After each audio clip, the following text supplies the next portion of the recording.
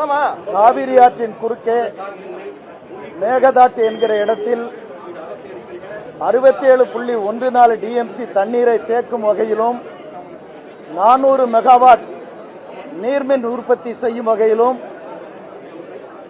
மேகதாட்டு அணையை கட்டுவதற்கு கர்நாடக முதலமைச்சர் அறிவிப்பு செய்ததை கண்டித்து, இதனால் தமிழகத்தின் நெற்களஞ்சியமாக விளங்கக்கூடிய காவிரி டெல்டா பாலைவனமாக மாறும் என்பதால் தமிழ்நாடு அரசு முதலமைச்சர் அவர்கள் சிறப்பு தீர்மானம் ஒன்றை அவையில் தாக்கல் செய்தார்கள். முதலமைச்சரின் தீர்மானத்தை மறுமலர்ச்சி திராவிட முன்னேற்ற கழகத்தின் சார்பில் வழிமொழிந்து கருத்துக்களை தெரிவித்தோம். சபையில் இடம்பெற்றிருக்கின்ற அனைத்து கட்சிகளுமே அந்த தீர்மானத்தை ஆதரித்துள்ளன. மேகதாட்டில் கர்நாடகா அணை கட்டுவதை தமிழ்நாடு ஒருங்கிணைந்து எதிர்க்கிறது என்பதை சபையில் பதிவு செய்திருக்கிறோம். இன்றைய சபை நாள் ஒரு வரலாற்று சிறப்புக்குரிய நாளாக அமைந்திருக்கிறது.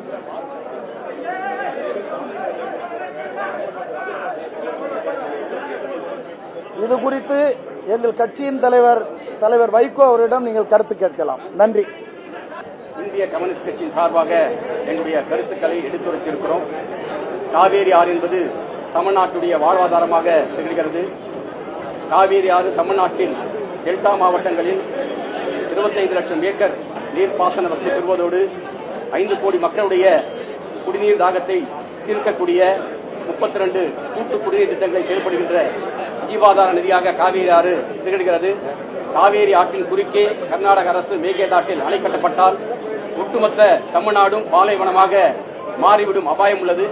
கர்நாடகா முதலமைச்சர் டி.கே. சிவகுமார் அவர்கள் காவேரி ஆற்றின் குறுக்கே மேகதாட்டில் அணை கட்டியே தீருவோம், அதை தடுப்பதற்கு தமிழ்நாட்டுக்கு எந்த உரிமை இல்லை என்று பேசி வருகிறார். இது இந்திய அரசியல் சட்டத்துக்கும் கூட்டாட்சி தத்துவத்துக்கும் நேர் எதிரானது. இரு மாநிலங்களிடையே உள்ள உறவை பிளவுபடுத்துவதோடு மட்டுமல்லாமல் இரு மாநிலங்களுக்கான ஒற்றுமையை இது சீர்குலைக்கிறது. அதோடு மட்டுமல்லாமல் இன்றைக்கு காவேரி என்பது குடகிலே பிறந்து தமிழ்நாட்டை நோக்கி இன்றைக்கு பயணித்துக் கொண்டிருக்கிறது. இன்றைக்கு காவேரி நடுவர்மன்ற இறுதி தீர்ப்பு 2007 கடைமடை மாநிலங்களான தமிழ்நாடு, பாண்டிச்சேரி, கேரளாவுடைய அனுமதி இல்லாமல் முதல் மடை மாநிலமான கர்நாடக அரசு அணை கட்டவோ நீர்த்தேக்கங்களை கட்டவோ அல்லது ஒரு செங்கலை கூட எடுத்து வைக்க அவர்களுக்கு அதிகாரமில்லை என்ற தீர்ப்பை ஏற்கனவே காவேரி நடுவர்மன்ற இறுதி தீர்ப்பு வழங்கியிருக்கிறது. அதை உச்சநீதிமன்றம் 2018 உறுதி செய்திருக்கிறது. அவ்வாறு இருக்கும்போது தமிழக அரசு இன்றைக்கு தமிழ்நாட்டில் உள்ள அனைத்து அரசியல் கட்சிகளையும் அழைத்து அவருடைய கருத்துக்களை கேட்டு அனைத்து அரசியல் கட்சி தலைவர்களையும் டெல்லிக்கு அழைத்துச் சென்று பாரத பிரதமரை சந்தித்து அதேபோல நீர்வளத்துறை அமைச்சரையும் சந்தித்து ஒரு அழுத்தத்தை ஒன்றிய அரசுக்கு கொடுக்க வேண்டும். அதோடு இல்லாமல் காவேரியின் குறித்தே கர்நாடக அரசு அணை கட்டுவதற்கும் அதேபோல அதற்கான சுற்றுச்சூழல் அனுமதியும் வழங்கக்கூடாது என்பதை நிர்பந்திக்க வேண்டும்.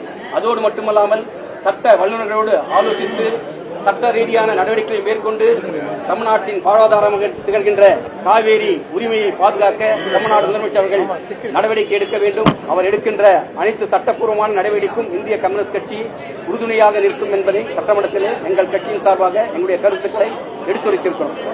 நேற்று தினம் சட்டமன்ற நிகழ்வுகள் முழுவதுமாக ஒளிபரப்பப்பட்டது அப்படின்னு சபாநாயகர் பெருமிதம் தெரிவித்திருந்தாரு.